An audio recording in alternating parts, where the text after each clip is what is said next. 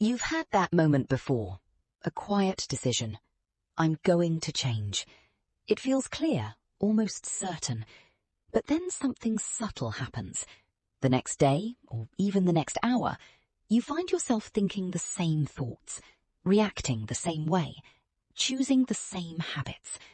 And without noticing it, you return back to the familiar version of yourself. But here's the part most people don't realize. You're not failing to change. You're encountering something much deeper than motivation. What if the resistance you feel is not weakness, but wiring? Most people believe change is about effort, trying harder, being more disciplined, staying positive. But that assumption misses something fundamental. Because if effort alone worked, you would already be different. The truth is quieter than that. Change is not just about what you choose once. It's about what your brain has practiced thousands of times. And practice becomes identity. Your brain is designed to automate. Every repeated thought, every emotional reaction, every behavior you've reinforced over time forms patterns, neural pathways, efficient and predictable routes your mind follows without asking. So when you wake up and think the same thoughts, respond to the same triggers, feel the same emotions, you're not actively choosing them. You're remembering them. And the more those circuits fire, the more they strengthen, until eventually they don't feel like patterns anymore. They feel like you. There's a loop happening beneath your awareness, a simple, powerful cycle.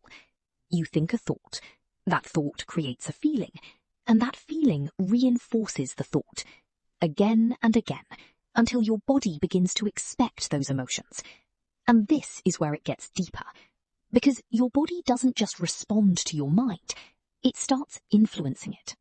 When an emotion becomes familiar, stress, doubt, frustration, your body learns it, it memorizes it, and then, without asking your permission, it sends signals back to your brain, nudging you to think thoughts that recreate that same feeling, not because it's good for you, but because it's known.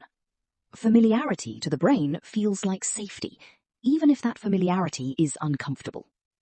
You can feel this from the inside, that moment when you decide to change, to respond differently, to think differently, and suddenly something in you resists. A quiet voice appears. Start tomorrow. This is too hard. This isn't you.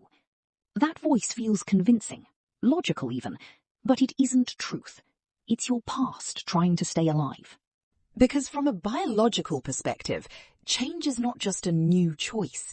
It's the disruption of a system, and your system prefers stability. So when you step outside your habit, when you act in a way that feels unfamiliar, your brain registers uncertainty. And uncertainty, to the nervous system, feels like danger, even when it isn't. So your body reacts. Tension rises, doubt appears, discomfort builds. And in that moment, going back to your old self feels like relief. Not because it's better, but because it's predictable. You're not just changing behavior, you're stepping into the unknown. And the unknown has always been wired into us as something to avoid. Think about it. For most of human history, uncertainty meant risk. A sound in the bushes. Was it wind or something watching? So your brain learned to default to caution, to assume the worst, to return to what it knows.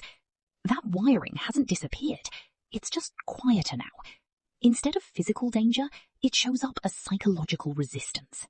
So when you try to change, you're not just fighting a habit. You're facing a survival system that doesn't yet trust who you're becoming. And this is why change feels uncomfortable. Not because you're doing it wrong, but because you're doing it for real. If it felt easy, it would mean you're still within the boundaries of your old self. Real change feels like friction, like uncertainty, like stepping into something without proof. And most people stop here. They interpret discomfort as a sign to quit. But what if that moment, exactly that moment, is the threshold? The place where your brain begins to reorganize, where old circuits weaken and new ones begin to form. Neuroscience shows something subtle but powerful. Your brain changes the most right at the edge of discomfort, at the point where you feel like stopping. That's where growth begins. But it requires something most people avoid: staying. Staying with the unfamiliar thought, staying with the new behavior, staying with the feeling that doesn't match your past long enough for it to become familiar. Because once something becomes familiar, your brain stops resisting it and begins to accept it. This is where mental rehearsal becomes powerful. When you imagine yourself responding differently, acting differently, being different, your brain doesn't fully distinguish between imagination and reality. It starts building the circuitry, quietly, gradually, preparing you for a future you haven't lived yet.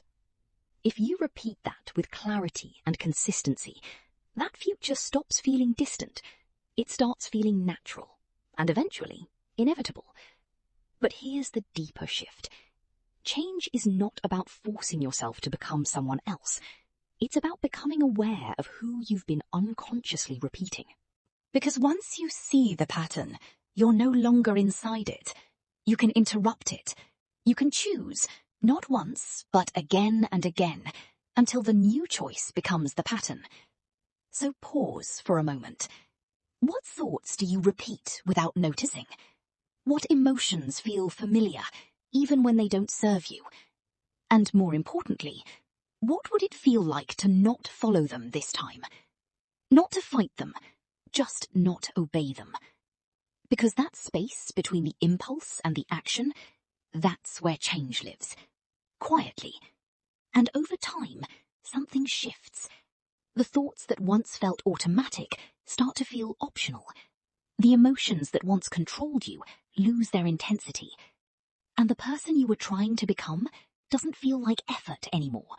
It feels like you. And that's the real transformation. Not a dramatic breakthrough, but a gradual remembering that you were never fixed, only practiced.